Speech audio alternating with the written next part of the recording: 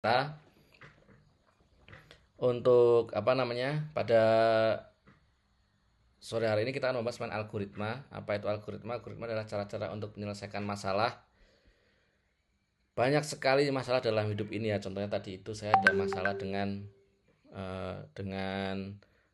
headphone ya, dengan speaker gitu. Nah, itu adalah sebuah masalah juga dan itu semua harus dipecahkan ya. Misalkan ada yang belum punya jodoh ya kita harus memecahkan masalah tersebut ya. Caranya dengan ya kita berkenalan, kita datang ke rumah orang tuanya, kita lamaran seperti itu. Misalkan ada yang lapar, bagaimana cara membuat nasi ya kita harus membeli beras, mencuci beras dan kemudian kita harus menanak nasi lalu kemudian kita tunggu lalu kita nikmati.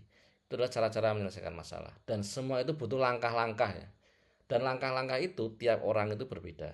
Kalau saya di sini ingin pergi ke Bali misalkan, maka saya bisa aja naik bis gitu. Misalkan kalau di sini ada Zaini atau Rizaldi mungkin bisa ada yang mungkin bersepeda, ada yang naik pesawat, ada yang naik motor gitu. Itu semua fine-fine aja asalkan tujuannya tercapai gitu.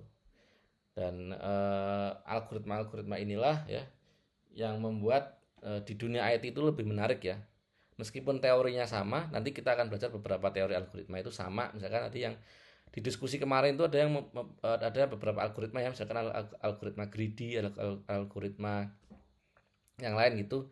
Terus itu hanya kayak apa namanya ya? Itu semacam teorinya aja, tapi dalam praktiknya itu algoritma itu bisa kita mix and match gitu. Jadi algoritma itu nanti kita bisa banyak sekali. Yang penting masalahnya itu terpecahkan gitu ya. Nah, kemarin ketika kita apa namanya? Ketika kita diskusi itu banyak sekali yang kalian itu ya di sini. Nah, kalian itu banyak sekali yang menjawab ya untuk merepresentasikan algoritma itu ada beberapa hal ya, tapi ya secara mayoritas itu ada dua ya.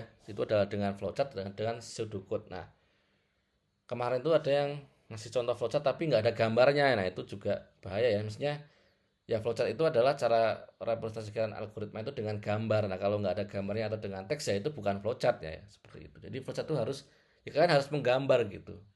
Bisa menggambar dengan Microsoft Word, bisa dengan tulisan tangan misalkan atau dengan hal lain. Misalkan draw.io kalau kalian tahu itu ada salah satu cara untuk menggambar flowchart. Lalu ada lagi dengan pseudocode atau dengan tulisan ya, itu namanya pseudocode. Dan pseudocode itu bukan coding ya, pseudocode itu ya kayak kita menuliskan langkah-langkahnya aja, itu namanya pseudocode. Jadi kalau misalkan kita mau bikin mie misalkan ya, caranya ya dengan kita mulai, kita deklarasikan variabel itu misalkan kita siapkan bumbu-bumbunya, siapkan mie-nya, terus siapkan pancinya dan lain-lain. Masukkan nilai di sini itu bisa saja kita kita mencampurkan mie-nya ke panci, kita panaskan, lalu kita tunggu. Nah, seperti itu. Jadi pseudocode itu ya langkah-langkah aja gitu. Tapi dia nggak sepanjang kalimat ya. Dia cuma langkah-langkah pendek aja. Itu namanya pseudocode. Dan dia bukan coding ya, dia bukan coding. Jadi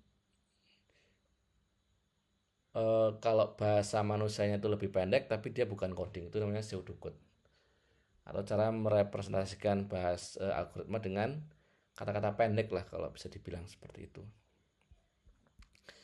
Nah, kembali ke diskusi atau materi yang berikutnya itu ada banyak sekali.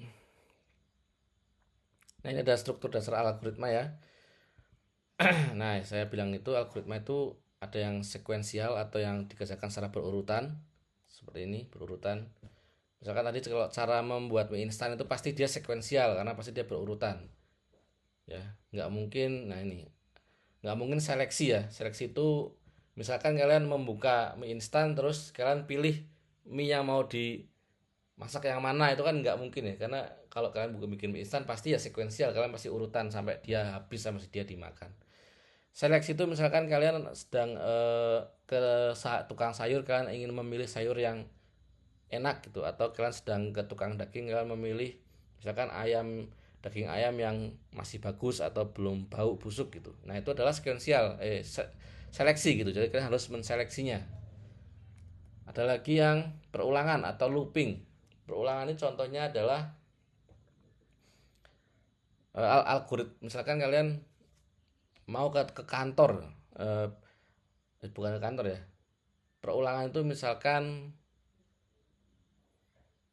yang dilakukan ini ya, yang dilakukan oleh sehari-hari, tapi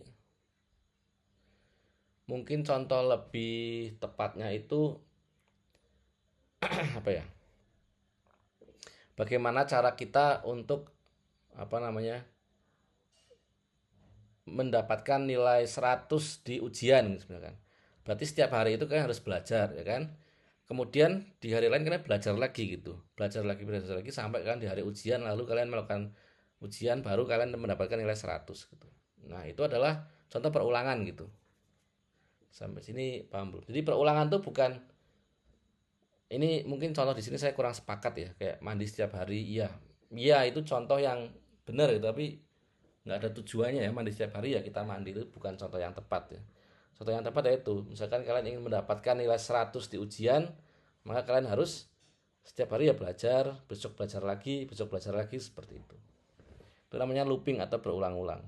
Sehingga kalian mencapai tujuan itu gitu. Dan ingat, algoritma ini butuh tujuan ya. Algoritma ini ada awal dan ada akhirnya gitu.